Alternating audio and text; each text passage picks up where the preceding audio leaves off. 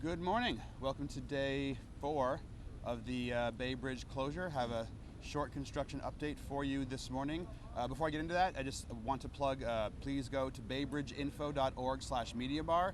That's where the media and members of the public can get the latest high definition, high resolution construction and demolition footage shot by our very capable videographers and photographers in the field. Here is this morning's construction update. We're actually going to start on the west span. All maintenance work that Caltrans had scheduled for the weekend has been completed. So their crews are wrapping up their work there, and the west span looks great. At the tunnel, at the Yerba Buena Island Tunnel, so this will be a bit more of an extensive recap for those of you who haven't perhaps been following the last few days. All paving is completed. Yesterday they were focused on cleaning the tunnel, pressure washing the face and the inside. That work is wrapping up. They've now moved on to striping into and out of the mouth of the tunnel where the new east span connects into the tunnel.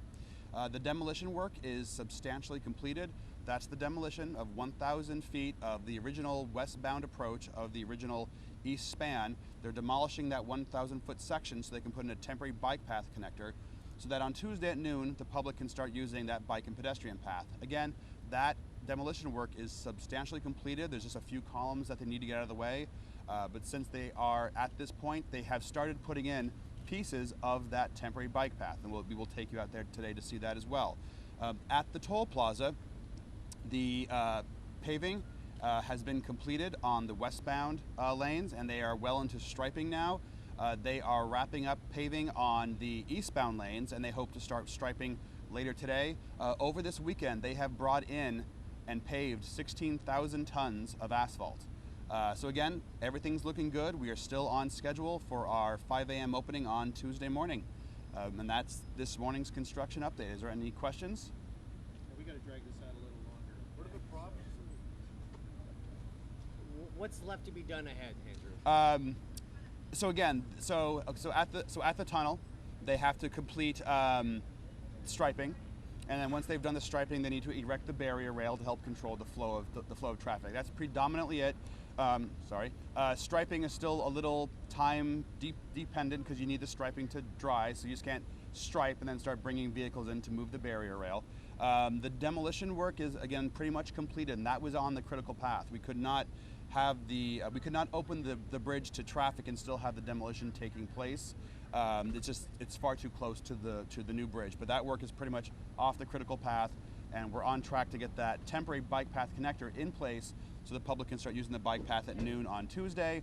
At the toll plaza, again, the paving is completed on the westbound lanes, so it's pretty much at this point striping, putting up barrier rail. They need to complete the paving on the eastbound lanes, and then same thing there, striping and put up the barrier rail. I heard someone ask, what have the problems been? We haven't encountered any problems beyond the typical occasional slowdowns that you would have on any construction project. Paving goes a little bit slower. The demolition perhaps goes a little bit slower than anticipated. But we haven't run into any issues that we didn't perhaps anticipate, and that's why you have a little bit of breathing room in all the multitude of projects that you have scheduled throughout the weekend. So we're not in any danger of missing our opening time of 5 a.m. on Tuesday. What's the percentage you'll get this done before Tuesday 5 a.m. and possibly Monday night? There's no percentage. I mean, again, at this point, it depends on how paving goes. It depends on how striping goes. Everyone wants to open the bridge as quickly and as safely as possible. But right now, we don't want to put out, there's this percentage chance, because we don't want the public planning for some phantom earlier opening that may never come to pass. So they should plan their morning commutes. They should plan their return trips from their holiday weekend vacations based on a 5 a.m. opening. We are as hopeful as anyone else that we can get the bridge open before 5 a.m., but we don't want the public planning their commute or their drive home based on what we hope. We want them planning it based on what we know, and at this time, we know that the bridge will open at 5 a.m. on Tuesday. Andrew, how much lead time and notice will you give the motoring public before you open? I will actually let Daniel Hill from CHP address that. But I think in the past, we've given the public a few hours, so they're certainly not shocked and surprised by any changes in the alignment. Any other questions? Any concern about the weather? There's sort of a chance of a light sprinkle. Would that have any impact or slow the work at all? That might impact the striping. You can't really stripe on wet asphalt, on wet pavement. But I think the weather has taken, there was I think more of a concern yesterday. I think the weather is taking a turn for the better for us. So coming out of this morning's construction meeting, no one brought up the weather. It sounds like more cosmetic. Would it be safe to say most of the heavy lifting has been done? I would say, except for the barrier rail, and that's heavy lifting. I would say pretty much the paving that has to happen on the eastbound lanes by the toll plaza, that's still significant. I mean, everything is significant, but obviously, lots of striping happens. So I think, we're kind of moving into this phase where the work is probably getting a little bit easier. I'm sure the construction folks out in the field might disagree with me. I'm not in construction, but yeah, we're getting out of that. We're clear of that huge phase of demolition. We're clear of most of the paving. So now we're moving more into the I wouldn't call striping cosmetic, but it's again it's striping, moving barrier rail. We're definitely in the end game, for lack of a better term. And yesterday, you kind of noticed the feeling of jubilation among the workers. You had food trucks here, people brought their families. Is there a sense of relief, a sense of accomplishment?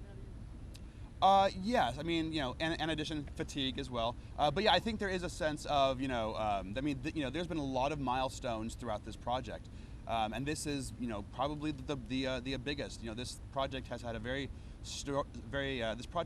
storied history. And there's been plenty of ups and downs, particularly this year. So I think everyone is just very excited, relieved to be at this point. And I'm sure once we get, it's the feeling. I think some people would even say it's a little surreal to be in the middle of this right now. So I'm sure kind of once it's over, people might have a little bit more clarity to look back on it and kind of get a sense of what they thought. Right now, we're just looking forward. After the bridge opens, we'll have that opportunity to look back, hopefully with a little bit more clarity.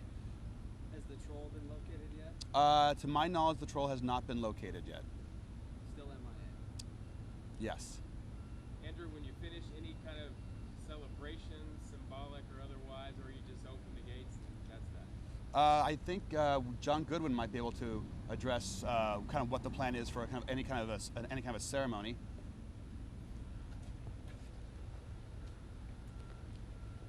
I'm John Goodwin with the Metropolitan Transportation Commission and the Bay Area Toll Authority. Once the speechifying is done tomorrow afternoon, there will be a traditional chain cutting ceremony out at the toll plaza.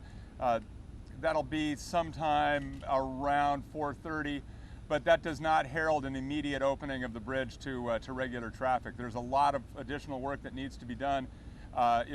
One will presume that there's going to be a last pass by the roadway sweepers to make sure there aren't any little odd bits of metal in the roadway, that kind of thing, and then of course a last sweep of the span, both the east span and west span, by the CHP. So we'll make sure that everybody gets probably a couple hours notice of at least a window for the opening, and then the opening would happen one on-ramp at a time over a period of time once that window opens, and we'll be able to identify that window, one presumes, sometime late in the day on Monday. Some people have asked me, friends, so what are they going to do out there? What's the celebration going to be? Are there antique cars? Are there going to be fireworks? Can you paint a picture for us? Yeah, my expectation is that there will be some antique cars and that there will be no fireworks. But I expect that we'll probably see a lot of you guys out there at the opening tomorrow afternoon, and so you'll be able to report in minute detail everything that happens when you're out there reporting tomorrow. What dignitaries or any VIPs, anybody of note? Yes, there will be plenty of people of note, and in fact that's a very fluid list, and dignitaries and people of note are being added almost as we speak, and there will also be a special guest. So Name names. make sure you I'm not naming any names. You got to report the news. So come out and report on the event tomorrow. We'll have some more details about that later today. Maybe that would be the president. You know, I suppose there's always the possibility, but that's not a name that is that's not a name that has been mentioned thus far. How about Willie Brown? Go that high? Okay. All right. At this time, before we head out, I'll introduce Officer Daniel Hill to talk a little bit about what's been happening from the CHP. Good morning, Officer Daniel Hill, California Highway Patrol, Public Information Officer. Just want to report that traffic was pretty much as expected yesterday with regard to the events that happened in the Bay Area. Want to warn motorists there are a couple more events happening today. There's an Oakland A's game today, as well as a continuing racing event at Sonoma County Raceway. So we want to recommend motorists expect delays in the area of 880 and on 37 in the areas leading to Sears Point Raceway. I'm sorry, Sonoma County Raceway now. Otherwise, traffic is moving along as expected in the Bay Area.